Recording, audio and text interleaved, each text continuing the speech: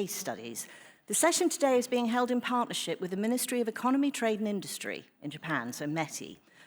If you're interested in the session on creating value locally, that's in the Kamaha Grand. So this session is going to present a series of case studies of current business practices and how digital technologies can help to facilitate the energy transition towards high renewable energy adoption. IRENA is very grateful to the Ministry of Economy, Trade and Industry in Japan for all of their support in this work. So what I'd like to do at this point is introduce Yoshino, who's the director of METI in Japan. He's the director of Overseas Energy Infrastructure and International Policy on Carbon Neutrality. So, Mr. Yoshino, if you would come to the stage. Thank you.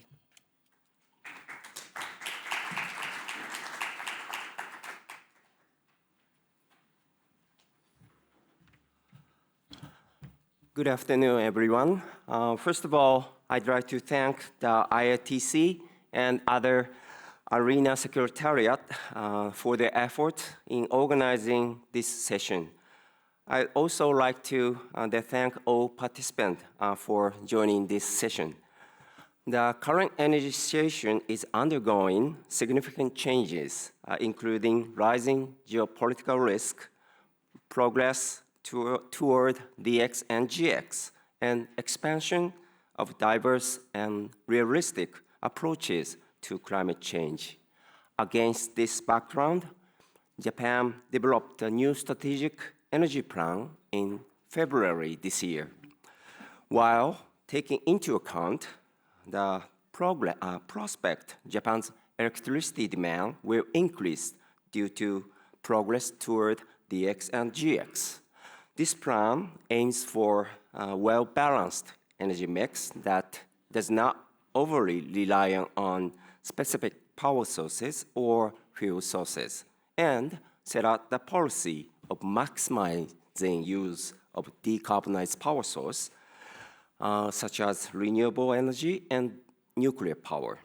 In addition, we present the outlook for energy supply and demand in 2040, where the share of renewable energy in the power mix is expected to expand to 40 to 50%. Solar power plays a central role in this context, and it is crucial to advanced integration of variable renewable energy into the grid. The shift toward affordable, clean, stable, and resilient energy supply-demand structure is a common challenge, not only for Japan, but also the country around the world. There are various measures to be taken to address this issue, depending on national circumstances. In the meantime, we all expect the further expansion of renewable energy in light of stable energy supply and decarbonization. The key to this expansion, especially variable renewable, such as solar and wind, is to address the following two aspects. First, the perspective of grid operation to cope with output variability. The second perspective of optimal operation of variable renewable in conjunction with energy demand. In particular, thanks to advancement in digital technology, energy systems are becoming more efficient and optimized. From this perspective, this session will present a leading example of how digital technology are being utilized in various countries to expand introduction of renewable energy. I hope this session will provide opportunity to promote understanding and strengthening relationship among participants regarding digitalization for energy transition. Thank you.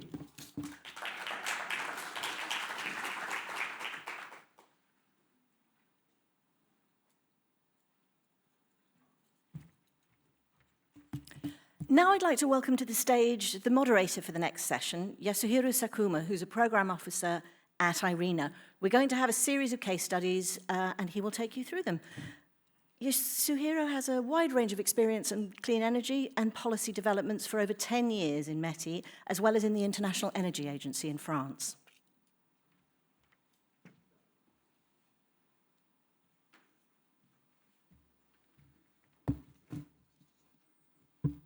Thank you, Felicia.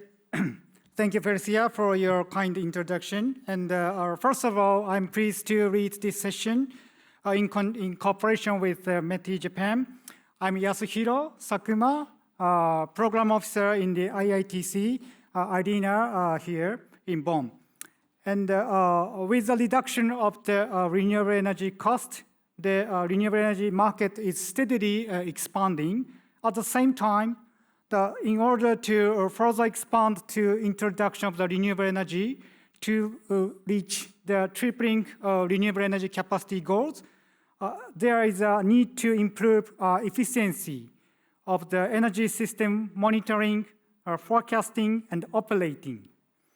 And in use of the digital technology is expected to contribute to the modernization of the entire energy system. And in this session, there is the reading example or practical activities of the digital technologies that accelerate the energy transition. And this session is also explore the ways to further expand these initiatives. And as you can see, that there are the two parts of this in this session. The first part is focusing on the operation. The optimization is the grid operation through the using the digital technologies. On the second half of this session, we will explore the optimization of the renewable energy integration with the energy demand usage. And each session will be feature the presentation from a variety of the business sectors from around the world, including the utilities, aggregators, technology solution providers, energy infrastructure suppliers, or innovation accelerators. And after each session, so there are the three presentations in each subsession. We will have the Q&A session. And this session will giving the opportunities for all audiences to interact with the discussion between the audience and the speakers. And the Q&A question should be registered in the Slido. And please make sure the question and the persons you want to answer your questions in the Slido. So let's move on to the first session for the optimization on the grid operation with a high share of the renewable energies. And the first, we have the three speakers in this subsession. The first, I'm pleased to invite the Fernando Llaver, the CEO of the SPLIGHT. And Fernando is one of the founder of the SPLIGHT, which was founded in 2021. And the SPLIGHT has deployed the new technology, digital technologies to increase transmission capacity and while adding the reliability and the flexibility to the grid. So please, Fernando.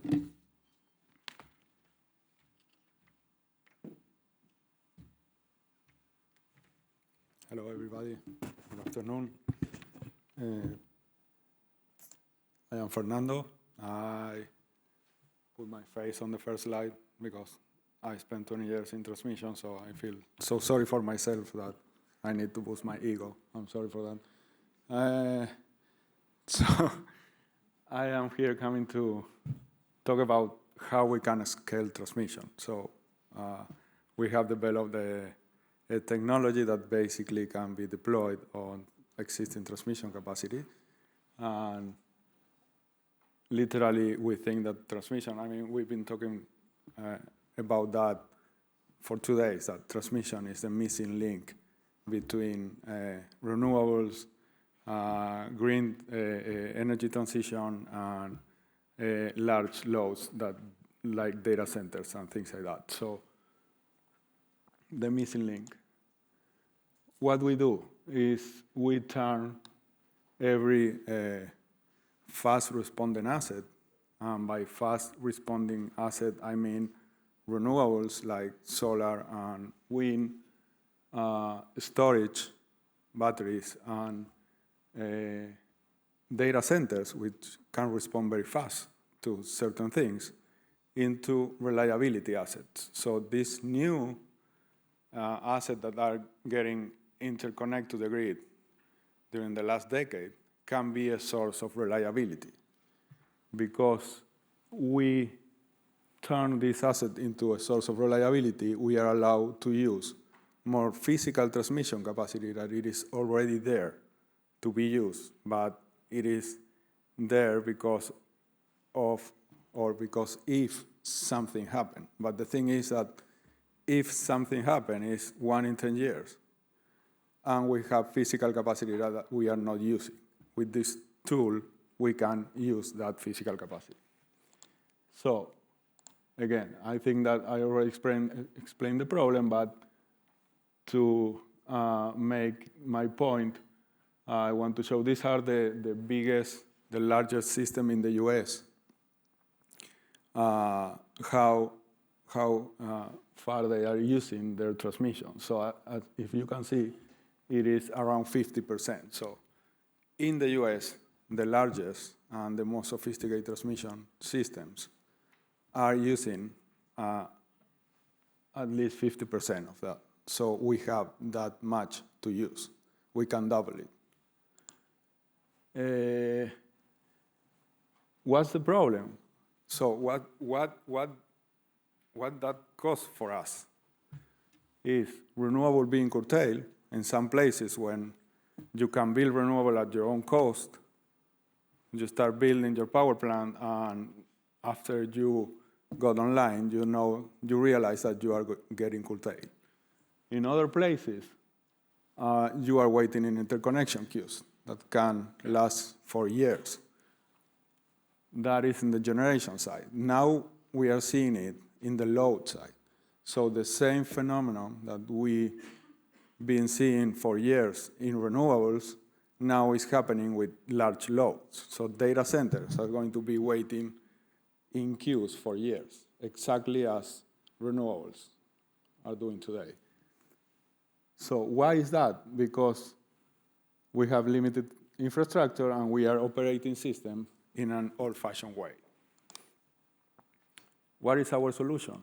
Is we can deploy a system that can read data from the grid in real time. So we are taking data in native protocols from the grid. We can process it very fast with algorithms, some of them very powerful AI algorithms. And every fast responding asset can respond to a grid event, a grid failure, in less than 1 second. So there is a direct relationship between response time and transmission capacity. Why is that? Because as you can see here, today's capacity is in this line over here, the lower line. And there is extra physical capacity that it is just there if a failure occurs. But if we can tackle that failure fast enough with renewables, data centers, or batteries, we are allowed to use that physical extra capacity, which is, in this case, this is a real case. In this case, we triple the capacity.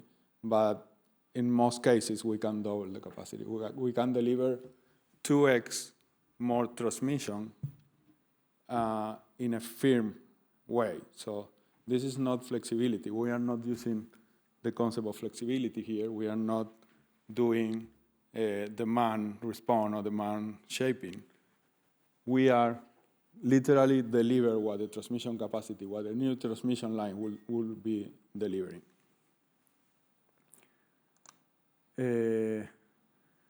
This is just a wrap-up of the solution. So renewables curtailed, waiting in queues, things like that. The problems and the solution. AI basically taking care of probable failures. And I said probable because we only control renewables or fast-responding assets if a failure occurs. So we are going to control those assets only if an event in the grid happens. Not always. We don't interfere with what we call SCED or economical dispatch or technical dispatch or things like that. So everybody in the operation room keep doing the same. They only change the line rating very safely, and they keep operating the system. So why is this the case? Because we are commercially deployed all over America. I mean, our main experience in Latin America. We are now deploying this technology for data centers and renewables in the US and in north of Spain. So this is commercially running, is proven, and these big guys over there are our customers. So we have them paying us for this, so it's something, should be something. We have 6 gigawatt of renewable energy and load connected to the grid with this technology on them, and we are running on top of 1,300 miles of transmission line. So I can go very fast of the process, but I only want to point here. We don't need to go through this because it's very technical, but the only thing that we have to know is that the transmission line takes at least 10 years, between 10 years and 15 years to be built. We can deploy this in 10 to 12 months, which is more or less the time that a renewable or a data center take to be built. So it is, the times are synced. So if you are building a renewable or you are building a data center, literally what you are doing is bringing your own transmission capacity with you. These are a set of customers. That is when I show the logos, there are a lot of different customers. So we have customers that are renewable generators, battery operators, large loads. In some places, like in the US and in Spain, utilities and ISOs are reaching to us to deploy this at the grid level. We don't need to be deployed at the grid level. We can do it node by node or asset by asset. It's very granular, which is very good to create trust, to build trust. But in some places, the operator or the TSO is saying, hey, I can deploy this on my behalf and, let's say, resell the transmission capacity that they are delivering. So these are the advantages. As I said, the main advantage is that it is granular and it is scalable. Exactly the opposite as transmission. So this is transmission, granular and scalable. And I think that's it. I had 7 minutes. I don't know how it takes, but thank you very much.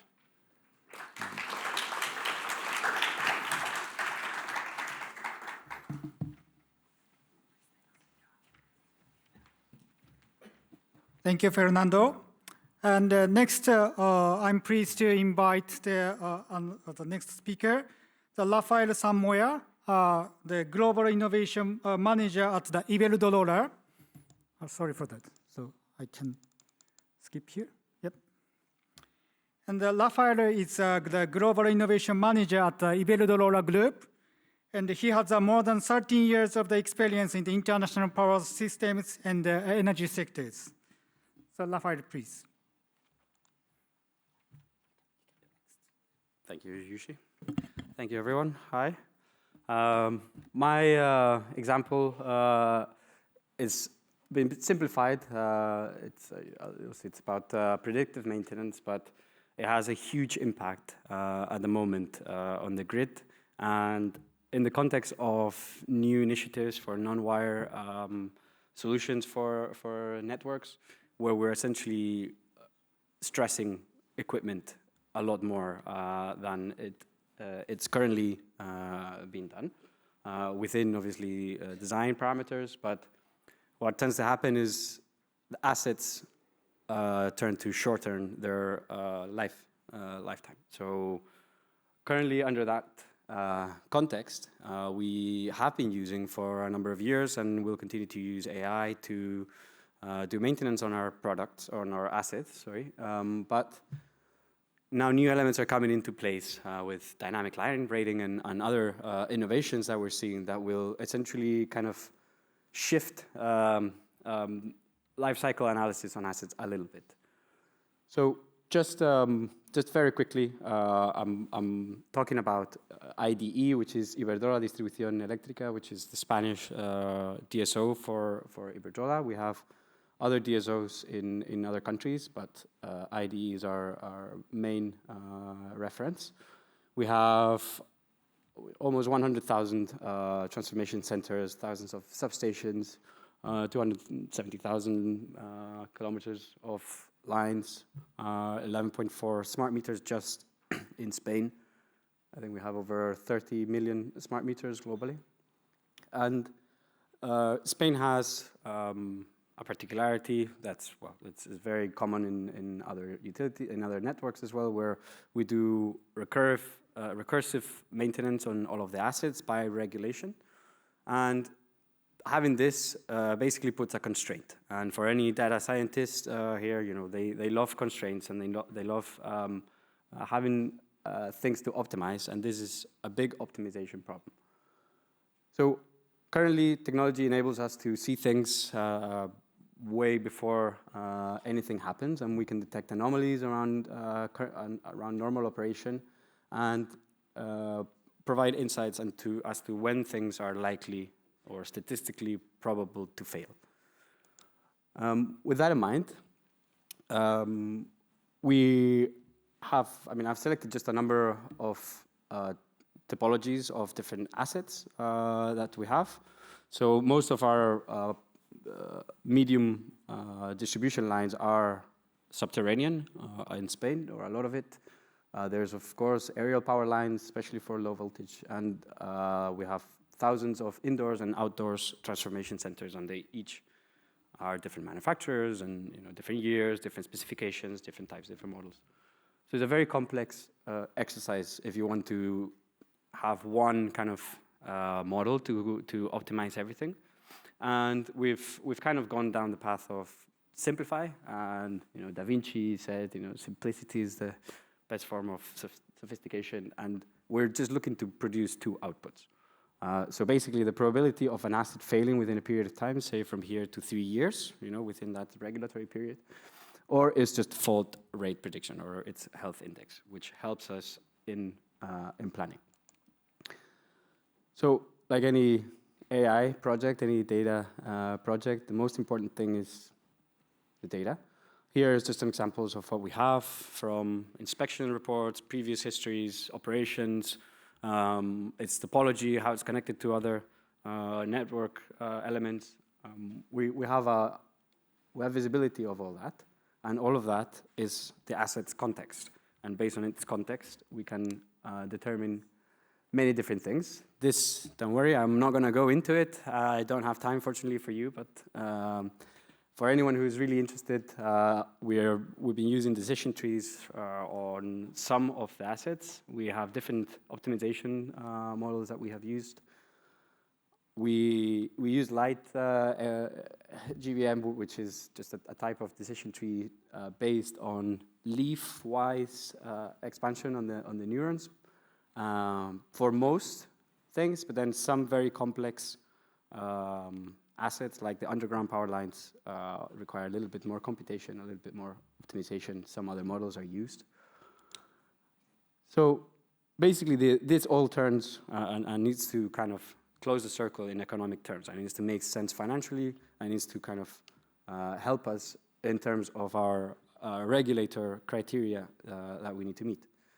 So this has reduced our faults, our unpredicted faults on the network substantially, very substantially. And it has also improved our main indexes for network regulators. So in Spain, we have TIEPI and NIEPI, which are our main network quality indicators. These are international equivalents. I think SAIDI and SAIFI are probably the most accepted worldwide. And just to go into what our main challenges are is always around data consistency. Like I said, manufacturers, we have hundreds of them in the supply chain. We have different regions. And in Spain, currently, we have a very stable network distribution, but elsewhere in the world where we're buying new power distribution businesses and things like that need to integrate, it's very heterogeneous, and that's definitely a challenge. And like I said, some assets in Spain are particular and don't often map to how it works in the rest of the world. And another important lesson that I think is worth sharing is not all assets are worth going into all this trouble. So we kind of determine a threshold on the OPEX for certain assets, and based on that threshold, there's some things we have data for that there's no point doing predictive maintenance for. So yeah, that's it. Thank you very much for your time.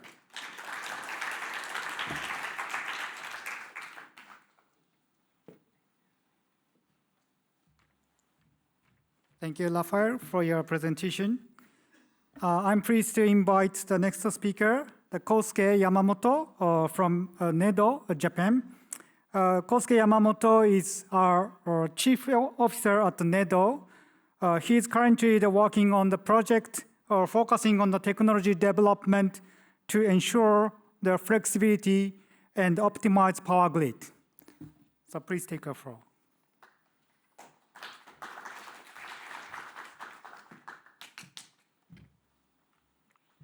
Thank you for introduction. NEDO is one of the largest funding agencies and management organizations in Japan, based on the policies of the Japanese government and METI. I am working as a member of a research and development project on grid interconnection aimed at expanding introduction of renewable energy. In Japan, many early generation projects, mainly PV power plant, are planned to achieve the goal of introduction renewables. As more generators are added to the power grid, the amount of power flowing into the grid will increase, eventually exceeding the acceptable capacity. This is grid congestion. When grid congestion is anticipated, generation operators cannot immediately connect new power plants to the grid, and grid facilities must be expanded. The reinforcement costs are borne by the generation operators who wish to be connected. For large grids, the cost can run into the tens of millions of dollars or euros and take up to 10 years to complete. As a result, generation operators sometimes abandon the project itself. This entry barrier has been a major obstacle to introduce renewables. As one solution to this issue, Japan launched a non-farm connection scheme in 2021. This scheme focuses on the fact that grid congestion does not occur all the time, but only at limited times during the year. In other words, the scheme allows generation operators to connect to the grid without grid reinforcement under the condition that the output of generators is curtailed only when congestion occurs. This required the development of a system that predicts grid congestion and curtails the output of generators only when necessary. Europe and the United States have similar schemes and systems. However, the grid structure and schemes in Japan differ from those in Europe and the US. Therefore, a system tailored to Japanese characteristics is needed. For example, while Europe and the US manage grid congestion temporarily based on grid reinforcement, Japan aims to manage congestion permanently. As a result, Japan has developed an online control system to minimize curtailment of renewables. Only Japan's system is capable of meticulously controlling even power sources as small as 10 kilowatt by command from the transmission operator.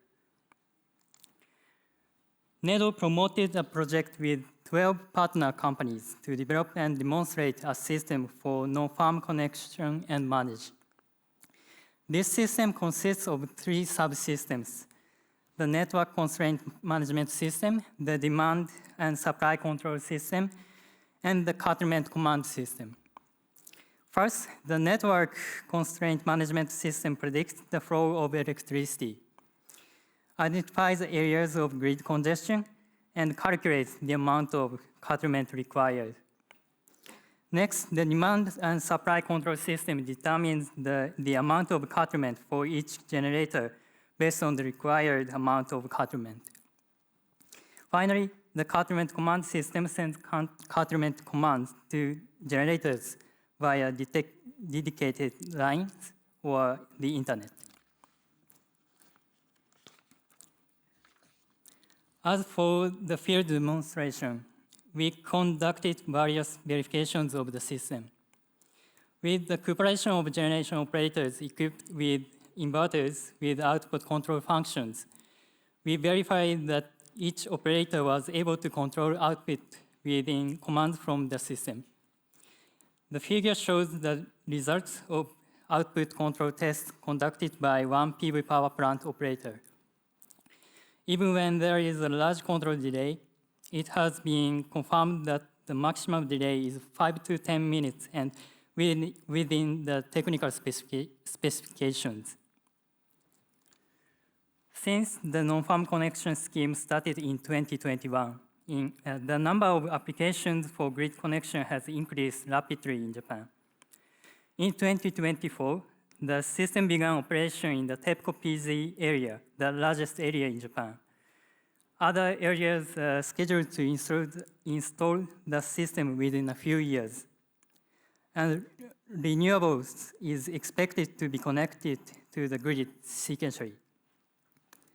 In Japan, renewables curtailment due to grid congestion has not yet occurred, but thermal power generation was curtailed for the first time in January 2025. It is expected that the system will curtail renewable energy in the near future. The remaining challenge is to effectively utilize non-farm connected renewables without output curtailment as much as possible.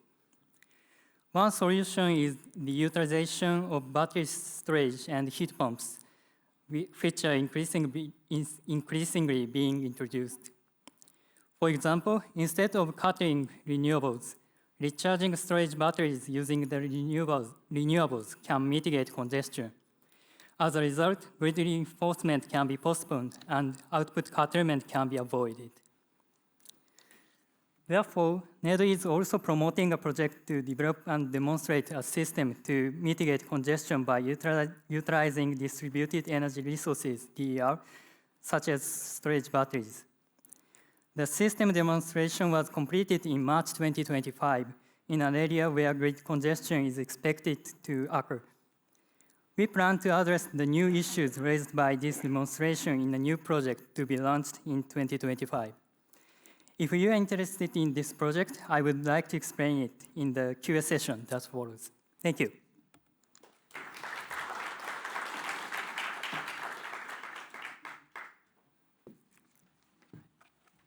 Thank you very much for the presentation. So let's move on to the first Q&A session for first 3 presentations. So please, the speakers on the stage, come on the stage for the Q&A session. And also, the audience can put your questions and also person who you want to ask through the Slido. And I think we had already the several questions through the Slido.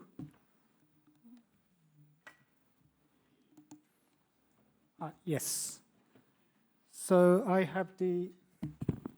we have the several questions for the first.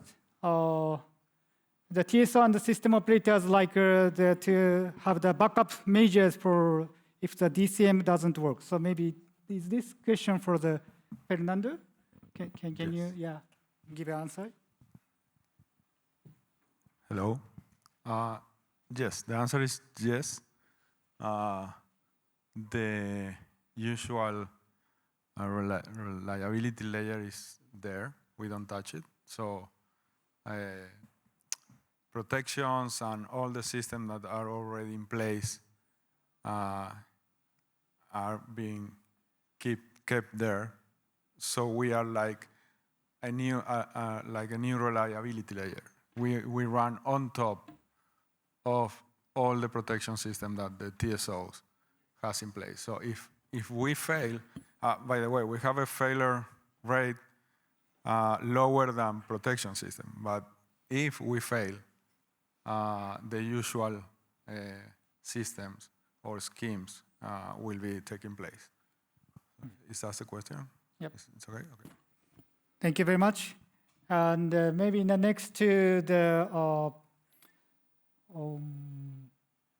maybe we had 2 questions for the SPLIGHT and maybe one question for the Iberdrola, I think the Rafael. So the third one, Spain has the high deployment rate of the smart meters and particularly practically the 100%. So do you integrate the data from the smart meters in your AI models for the maintenance solutions or the optimization? So can you respond to these questions?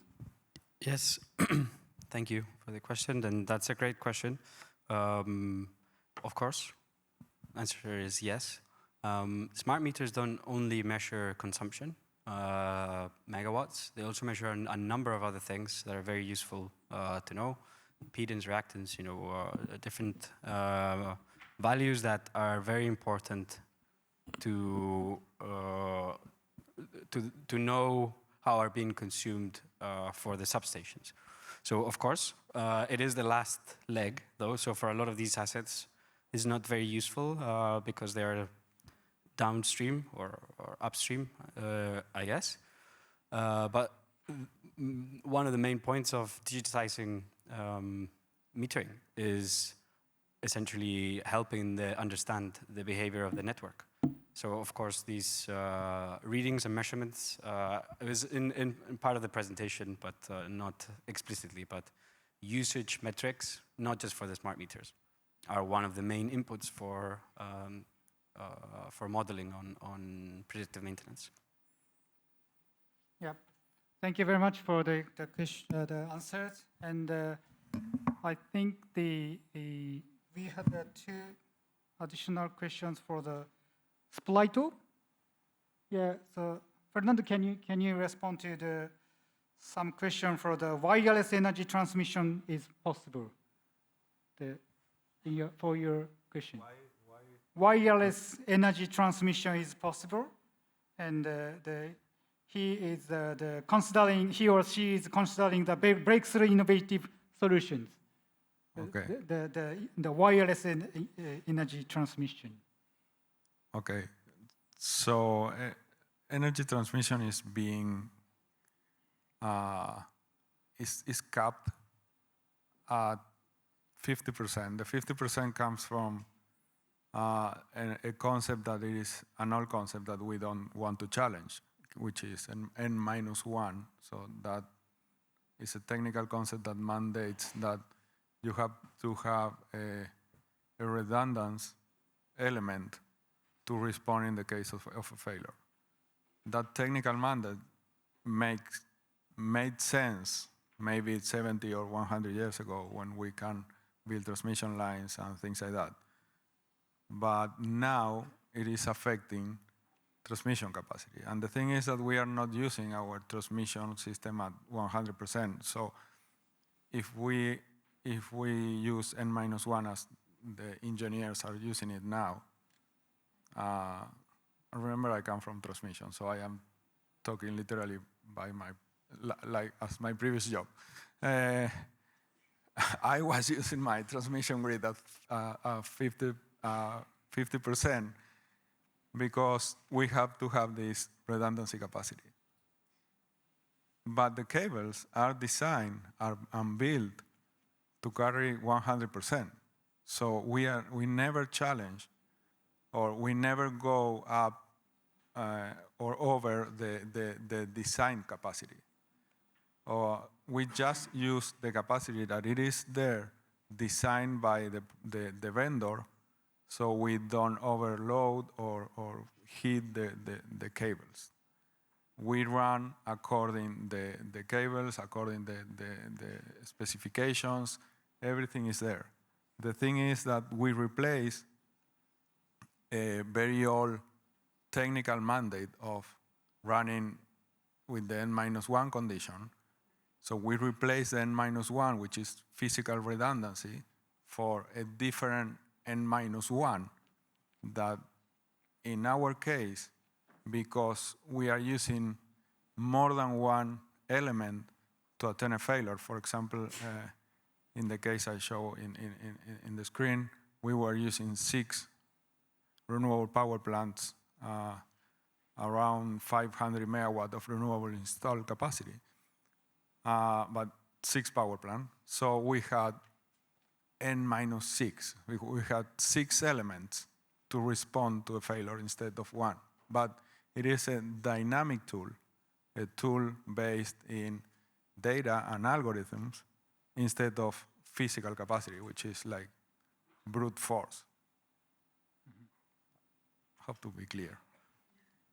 Yeah, thank you very much for your response. And also, you have still several questions, but maybe let me ask the Kosuke NEDO for one question. For in your experience for the technology development in Japan, so what can the developing countries learning from Japan for the digitalization on the grid? Thank you for asking. Although not limited to emerging countries, each country has different systems and issues, and it is necessary to consider these issues. For example, in Japan, there was a change in the national scheme after the system development was started, and the system specifications had to be revised. First of all, sufficient decision of the system is necessary before the system is introduced. On the hardware side, it is necessary to install the PCS that can receive online output control. In Japan, TSOs has published specifications and requires power generators connected to non-farms to install them. NEDO is also working on international demonstration project scheme. Hitachi, the system vendor for the Connect and Manage project, has experience using this scheme to demonstrate other systems in Poland, Thailand, and Slovenia. Thank you. Thank you very much for your response. And maybe the one last question for the SPLIGHT, Fernando. So you had a good, interesting for the audience. And in your solution, so it seems promising for the congested grid in the Europe or the other regions. So can you replicate your technologies to the European the markets or the other markets? Yes, our technology is deployable or can be deployed all over the world. So we are trying to do that. The difference, our technology works the same and delivers the same.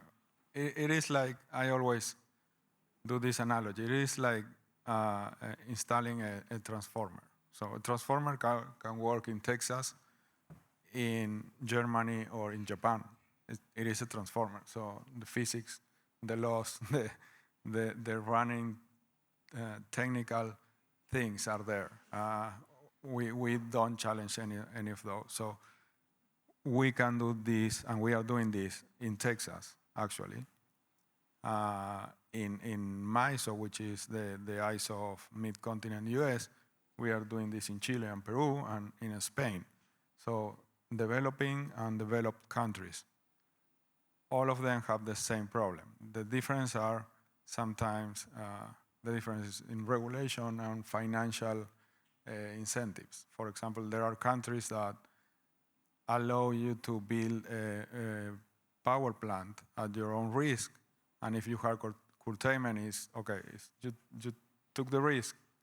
Is your fault. There are other regulations that say, okay, you are not going to build your power plant until I'll tell you that there is room in the line. So there is no curtailment, but there are long waiting queues to get interconnect. So these are those two phases of the same problem.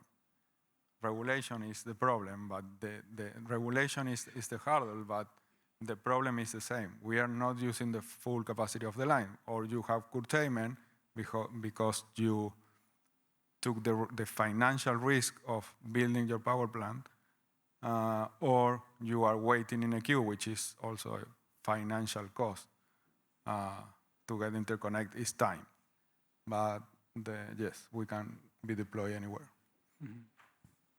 Yeah, thank you very much. And I think that you respond to the related questions for the SPLIGHT methodology as well. So, and if you had the deeper questions for all speakers, so later you can communicate with them. And thank you very much for the first session of this the session.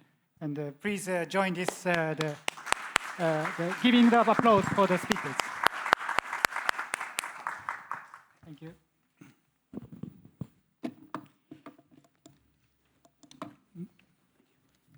Thank you. Yeah, and for the next second half of this session, so let me move on to the digital technologies for the optimization on the renewable energy integration with the demand side integration as well. And the first, let me invite the Serge Subiron, the president of the Mercury consortium. Serge is the CEO of the Jedlix BB and the Kraken's company, and interim the president and the CEO of the Mercury consortium. Please.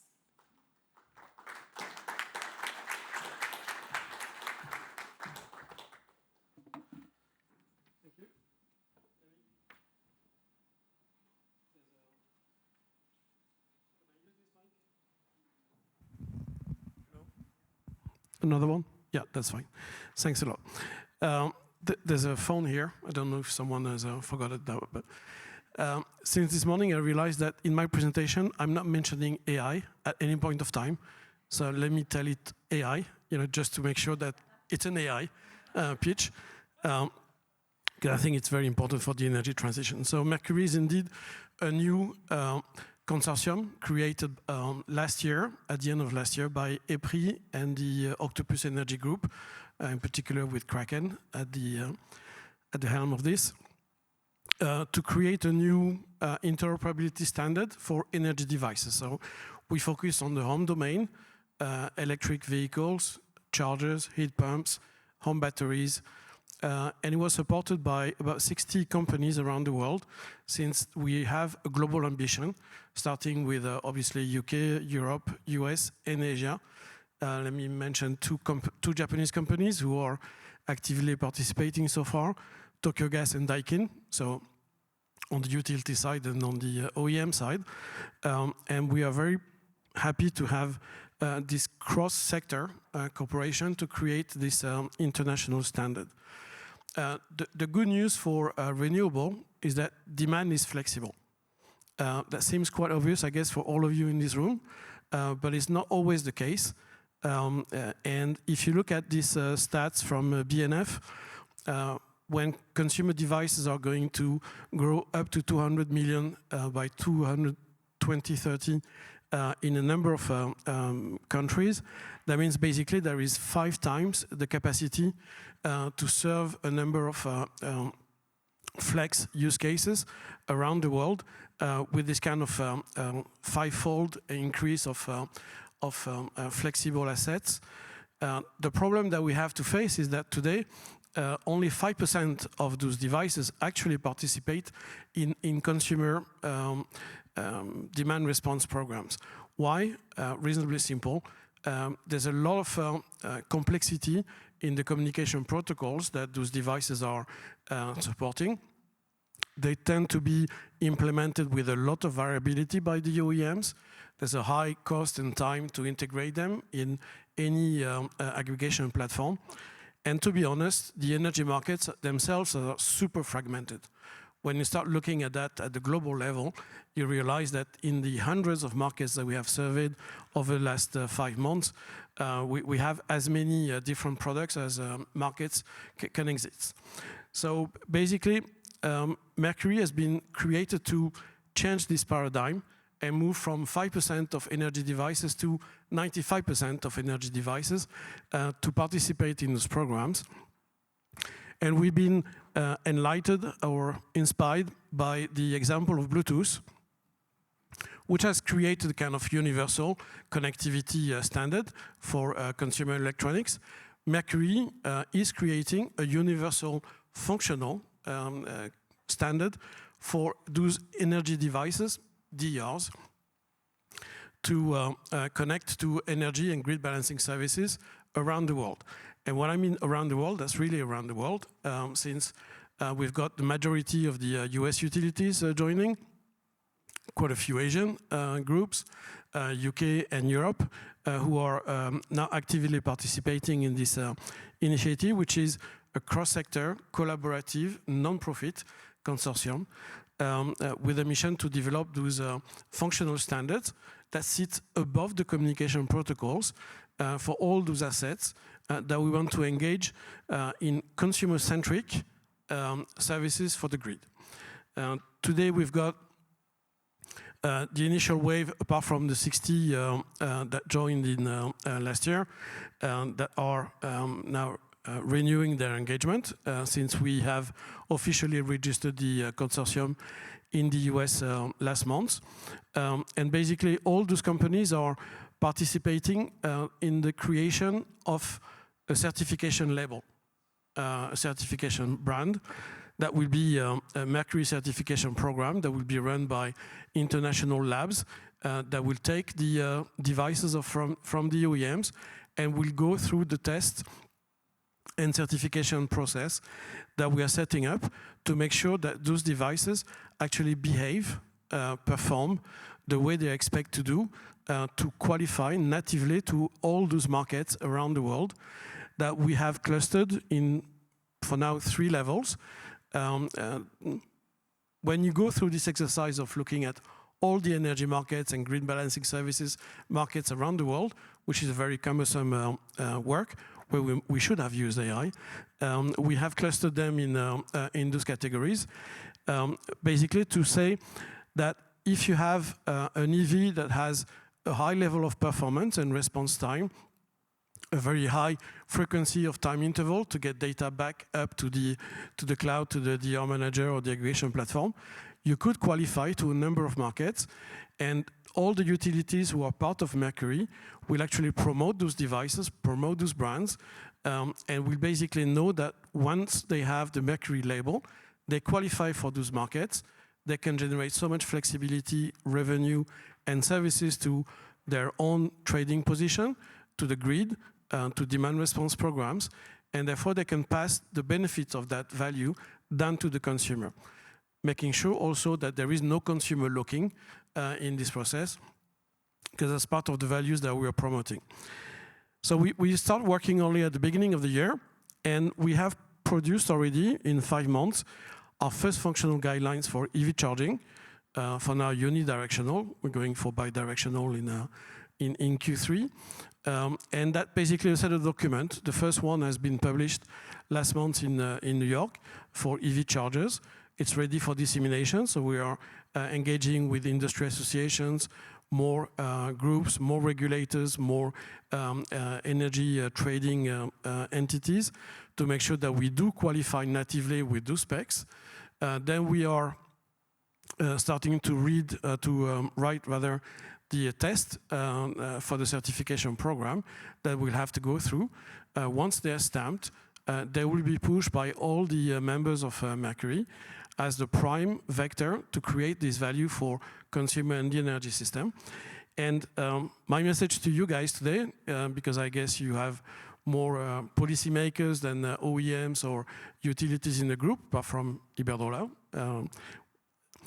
is that we need you to come and shape this future with us, because we have a lot of work to do to harmonize all those markets on the energy and the policy side.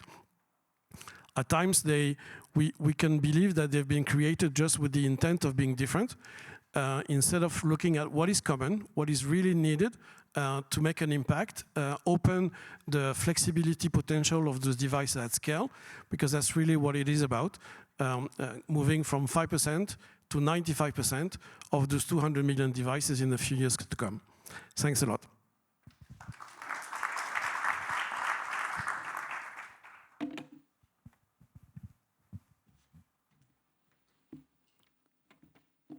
Thank you, Serge. It's interesting to hear the international collaboration for the certification system on the demand side management. And the next, I'm pleased to invite the Tarvo, CEO of the Fusebox. And Tarvo is the founder and CEO of the Fusebox. It provides the virtual power plant and the energy management system software used by the energy companies, battery manufacturers, and the infrastructure providers across Europe. Please. Thank you. Hi, my name is Tarvo, and I'm the CEO and founder of Fusebox Energy. So, I try to adapt my slides and presentation to the audience, so not following the slides directly. So, why am I here and why am I talking about it is, the reason is that we have 10 plus years experience in aggregating different kind of energy assets together, demand response assets, meaning flexible electricity consumers, renewable assets, batteries, and you hear this a lot, but our specialty is behind the meter assets, commercial and industrial size. This is a totally different technology that you need for that compared to running utility size assets that are very big. So we are active in different countries. We are not establishing ourselves in the countries, but we give our software and technology to local energy companies and energy asset owners so that they can use it to earn more revenues and lower their costs in whatever countries they are operating. And we also run our own virtual power plant in Estonia. This is where we were born. So, unlocking ancillary markets is the heading here, but let's not stick to that. So, different countries have different availabilities dependent on their legislation in the energy markets and so on and so on. Even in Europe, where the legislations must be harmonized, everybody understands them differently, and it's crazy. So, but we like it. So usually, just going through it quickly, what you want to do with your energy assets? You want to control them. You want to understand what they do. You need to connect to them.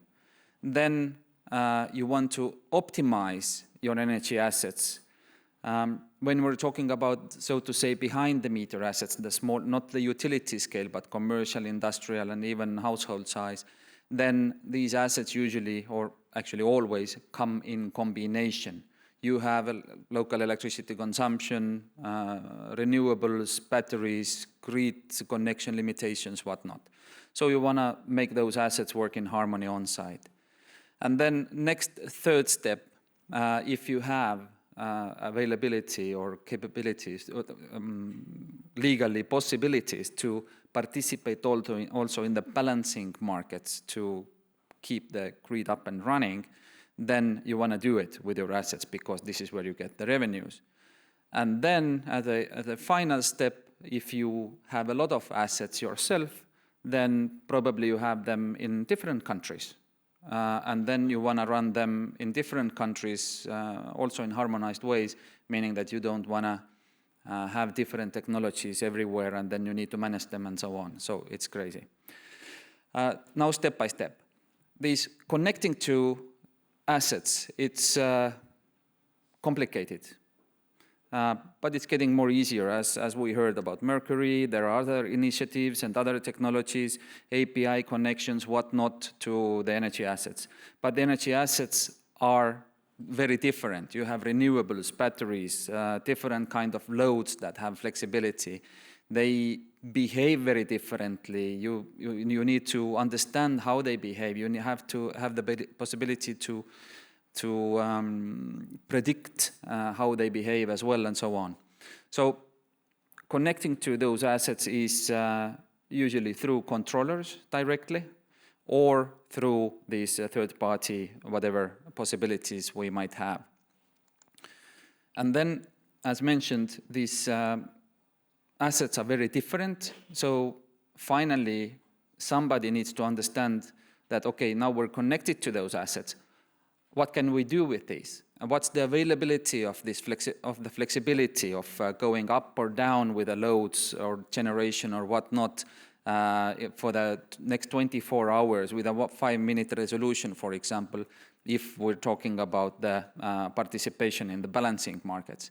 So this is what we need to handle as well. We do it.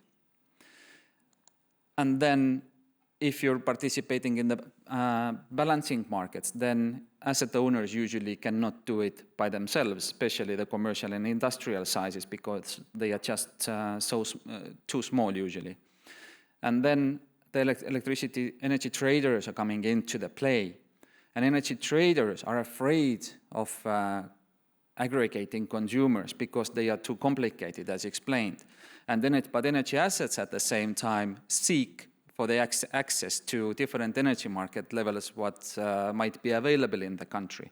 So this is where energy traders use Fusebox Energy also as a translating layer in between the assets and the energy trading desk. So they can use our technology to connect directly to the assets, or we are used also as an aggregator of aggregators.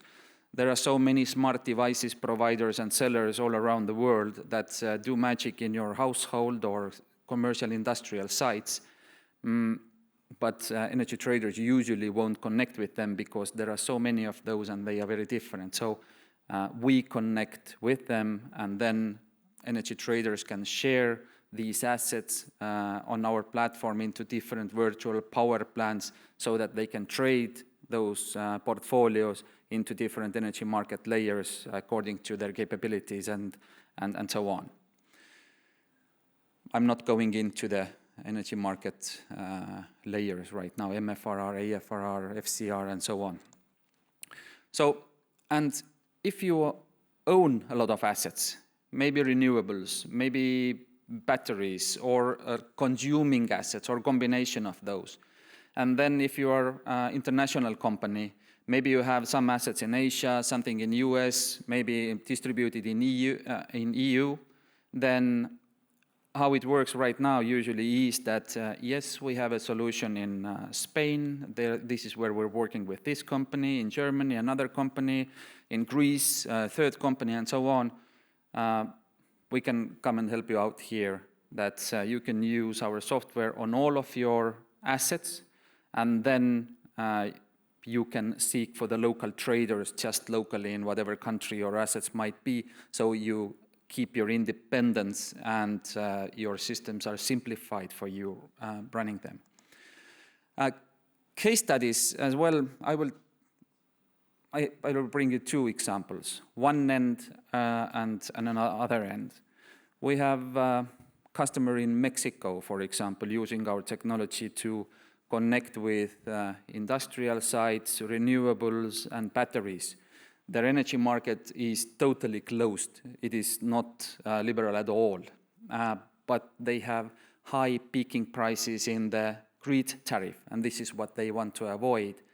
And if you buy a battery, then it's not smarter than Duracell from local grocery stores usually. You need to have some kind of software that manages your battery and these other assets in harmony as well, and this is where they use our software, and it's fully automated.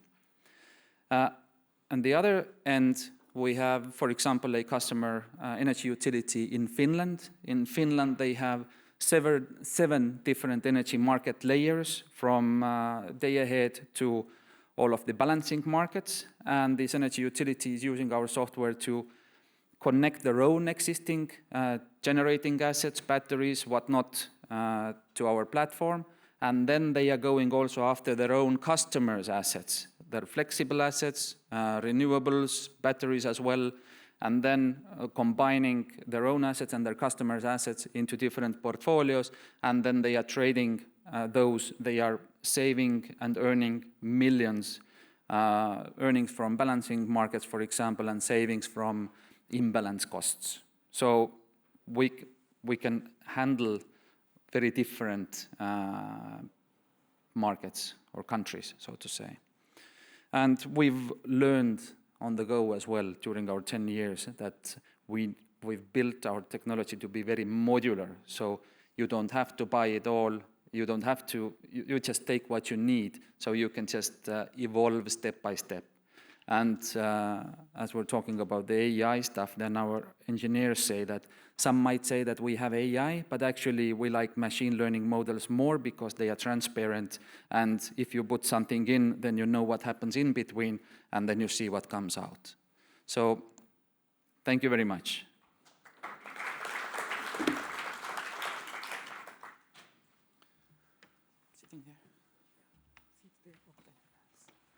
Thank you very much for your presentation and for making demand distributed energy resources valued to the energy market. And the final presenter is the Tomoyuki Chinuki from Mitsubishi Electric. And Tomoyuki Chinuki is a senior engineer at the Mitsubishi Electric Corporation, a global comprehensive electric manufacturer in Japan. And he leads the business development and the strategic planning for the expansion of the digital energy systems.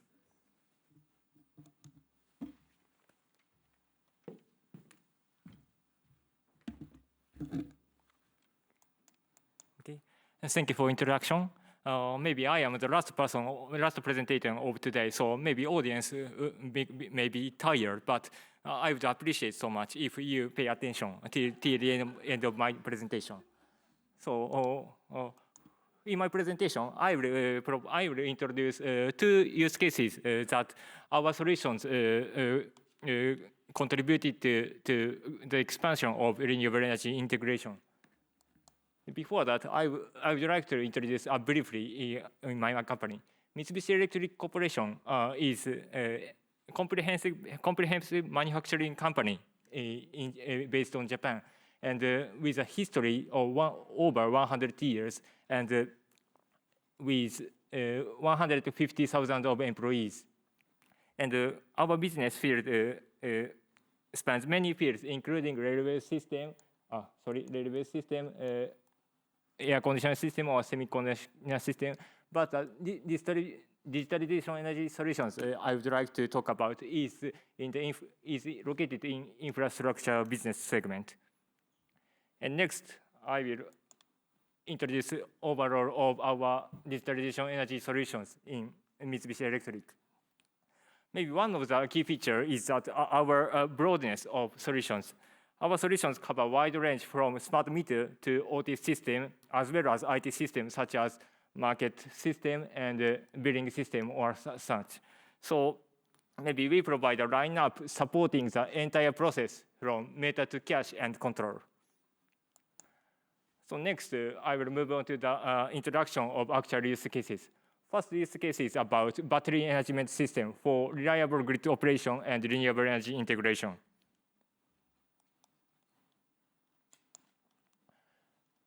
First of all, I would like to explain the client situation of this use case. The customer is transmission owner in Japan. Northern Hokkaido Wind Energy Transmission Corporation is the company name. And their grid is located in the northern part of Japan, called Hokkaido. And the Hokkaido area has a good wind condition and a very large potential for wind turbines, and has a need to send electricity to mainland. However, there are several grid operational challenges caused by the Hokkaido's small grid capacity, and there is not so sufficient transmission availability. In this situation, client decided to install large amount of wind turbines, actually 540 megawatt wind turbines and 240 megawatt battery energies in a location that grid capacity is only 300 megawatt. For your reference, the capacity of the Hokkaido area grid is, the peak load of Hokkaido area is 5 or 6 gigawatt. So this wind turbines is correspond to account for 10% or so, very large amount of wind turbines. And in this situation, we have deployed energy management system and power condition system to control battery energy system. Blender RE is a name of our solution, software package solution. And in this use case, battery performs 3 types of control, and each of them provide a benefit for our client. The first is reduction of wind turbine curtailment. If when the wind turbine's output is larger than the available capacity, the battery absorbs part of wind turbine's output, so it can reduce the curtailment chances of wind turbines. And second is contribution to grid balance support. The battery, when surplus power, there is surplus power in the Hokkaido area grid, battery can charge based on the TSO's dispatch instruction, charge instruction. So the battery can charge surplus power in the Hokkaido grid. So it can contribute to demand and supply balance in Hokkaido area. And third point is grid stabilization. Battery can smooth wind turbines output by absorbing short-term fluctuation. It reduces impacts on frequency and voltage of the grid, so it can contribute to grid stabilization. These 3 types of control. And this system has started to operation 2 years ago, and it's running smoothly ever since. Next is the second use case, flexible connection for DERs in the distribution system. In this use case, the client is UK Power Networks, UKPN. UKPN is the largest distribution system operators in UK. It covers London and the surroundings area. And the UKPN situation. UKPN had a large volume of connection requests of renewable energy sources due to the UK's very ambitious decarbonization goal. And traditionally, in this case, renewable energy application leads to grid reinforcement. But as you know, grid reinforcement needs high cost, and it takes about several years. So it takes a long time. So UKPN wanted cheaper and faster connections for renewable energy generations. And we responded to this need by installing DERMs for real-time control. And this method is adopted as a business as usual since 2019 in UKPN area. So renewable energy developers can select this flexible interconnection method by themselves. But maybe some of the audience might not be familiar with the flexible interconnection, this technical word. So I'll be explain a little about this flexible interconnection. Flexible interconnection is a technical and commercial agreement to allow to connect DERs in congested network area without a conventional network reinforcement. I feel this method is similar as the SPLIGHT method Mr. Fernando explained. And alternatively, DR's output is curtailed when the congestion is actually occurred. And this solution is realized by DR management system DERMS. I think DERMS is something like buzzword, and in the world, many kinds of DERMS. But in this case, DERMS provide a real-time monitoring control. I will explain using this chart. DERMS monitor actual power flow and congestion situation in real time. And DERMS can send a signal to curtailment signal to DERs and control before overload actually happens. So like that. So utilizing these DERMS and realized for flexible interconnection, UKPN we provided low cost and fast renewable energy interconnection to UKPN. And another point of this method is another characteristic of this method is reduced curtailment through real-time monitoring control.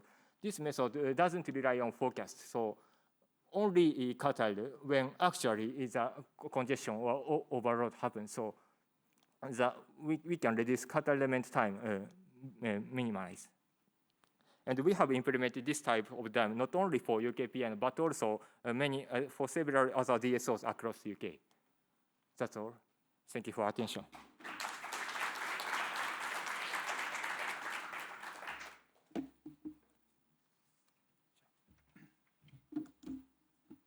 Yeah, thank you very much for your presentation. And let's move on to the second part of the Q&A session. So please, Serge and Tarvo, please come on to the stage. Yeah, and also again, the audience can be asked your questions through the slider, and also please make sure to whom you want to ask. So, and so far, I think that some of the slide questions on the Slido. Yep. So,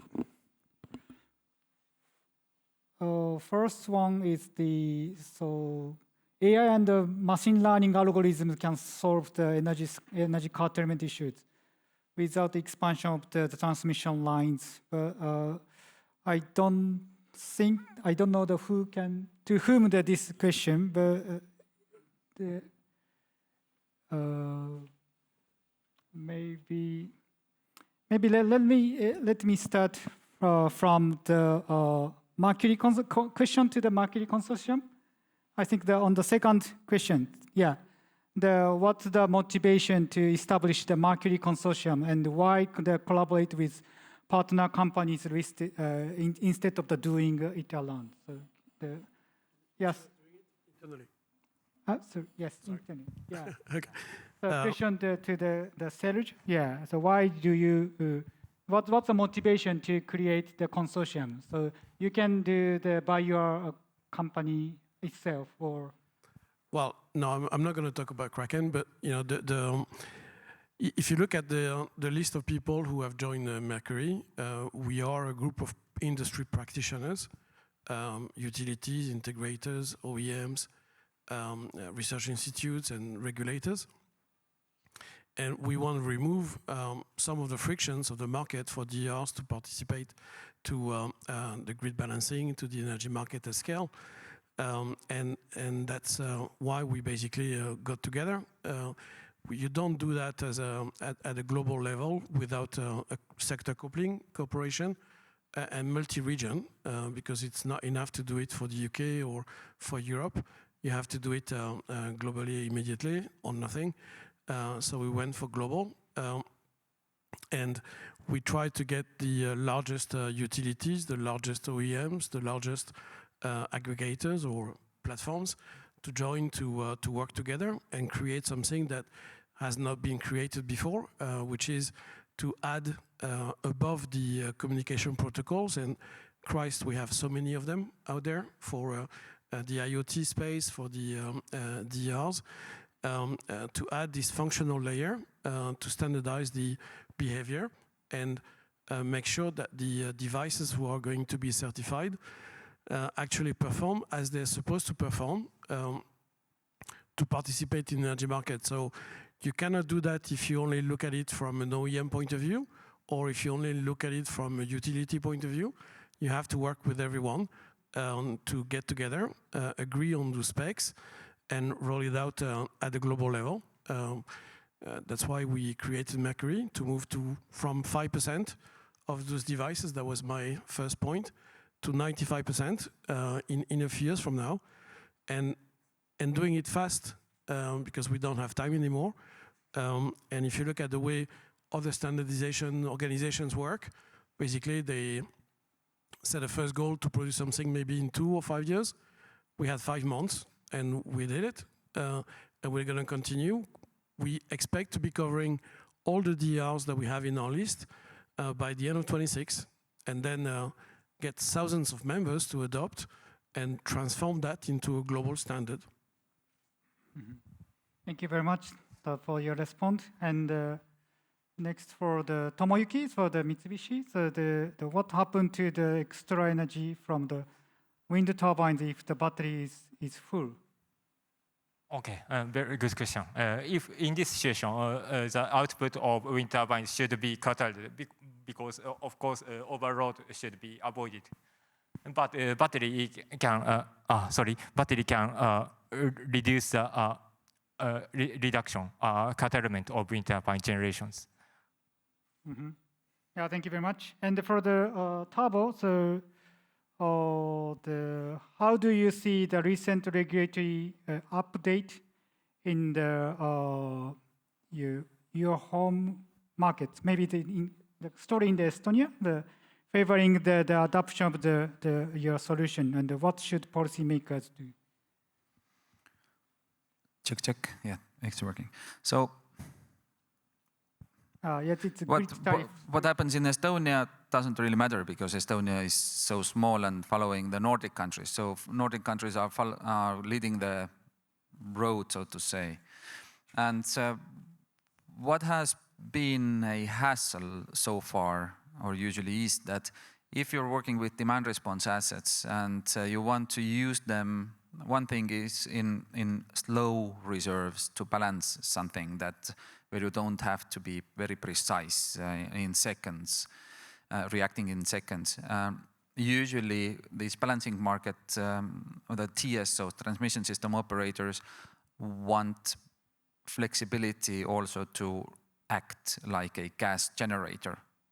Ramp up, stay there, plus minus 5% maybe, and then ramp down. It's very complicated to make it happen. We can do it, but it's very complicated. So the easier it gets, the more assets can start participating in the energy markets. I think that's for the policymakers. Yeah, thank you very much. And also, so the time is almost running out, but on the first question to the Fusebox, so this is it's my. I also want to see this question. So where is it? Yeah, it's the third question. So it's the partners. So I think to optimize asset, the distributed energy resources is a key factor to become the reliable energy sources. And how do you find your partners? Yeah, it's a direct sales usually. But now we see inbound coming in as well. So OEMs come to us because they want access to energy markets or want to make their assets easy to connect to energy markets. And then also energy traders come to us because they know that we have this technology that they need because they want to go to these commercial industrial size assets. If they start developing it by themselves, they will lose 2 years in average usually, and a lot of money. So with us, as we are neutral in the market, they can just move faster, cut their costs, and do things faster. And then they come to us. Yep, thank you very much. And so it's time time is almost running out, so I hope you can have the clarification through the networking after this session with the speakers. And so let me move on to the conclusion. Yeah. And thank you very much for the attention today. And in this session, so we had about the actual cases of the modernizing the energy systems as a whole using the digital technologies, including the monitoring, the prediction and the operation from the multiple business partners, such as the utilities and aggregators, technology providers, and also public institutions. And the energy system varied depending on the circumstances of each countries. On the other hand, the challenges faced with the expansion of the renewable energy introduction are the common. So which includes the long-term grid connection of the renewable energy, or curtailment of the generation from renewable energy, and the underutilization of the energy infrastructure and assets.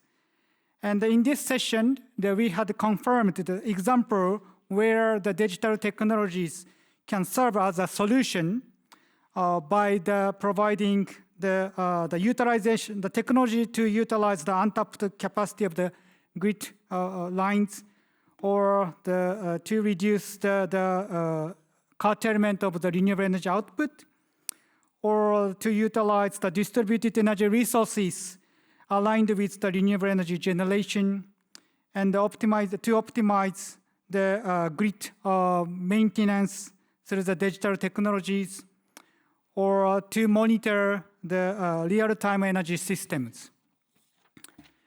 And also, on the other hand, it was also confirmed that there are some challenges in the utilizing the digital technologies.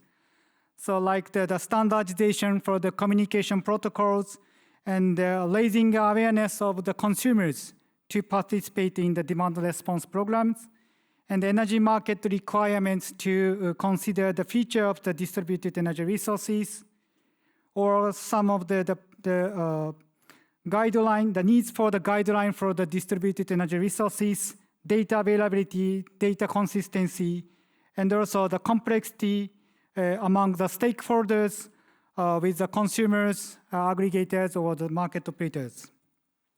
In this regard, so we found that it's important to have the comprehensive efforts from the policy, regulation, and technology and the business models aspects. And IRENA will release soon a report on how incorporating the digital technologies accelerate the energy transition based on today's interventions. And also, so we found that it's important to collaborate the international entities. And also, so IRENA also happy to promote the sharing the best practices among the member countries. So, and thank you for the attention, and thank you for the presenters for the contribution for this session. Thank you very much.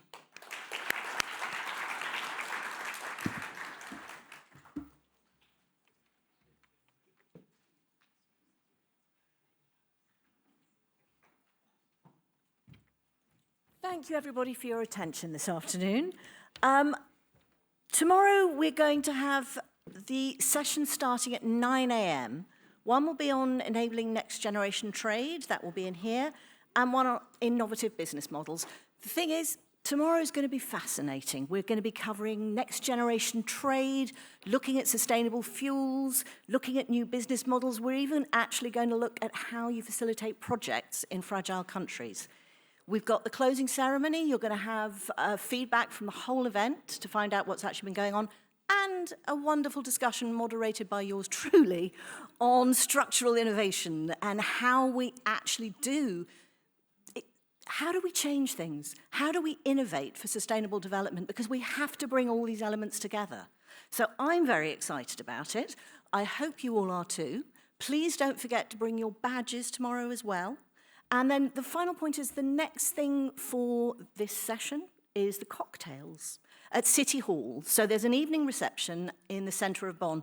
The very important thing here is that actually what comes up when you search for it is the wrong place.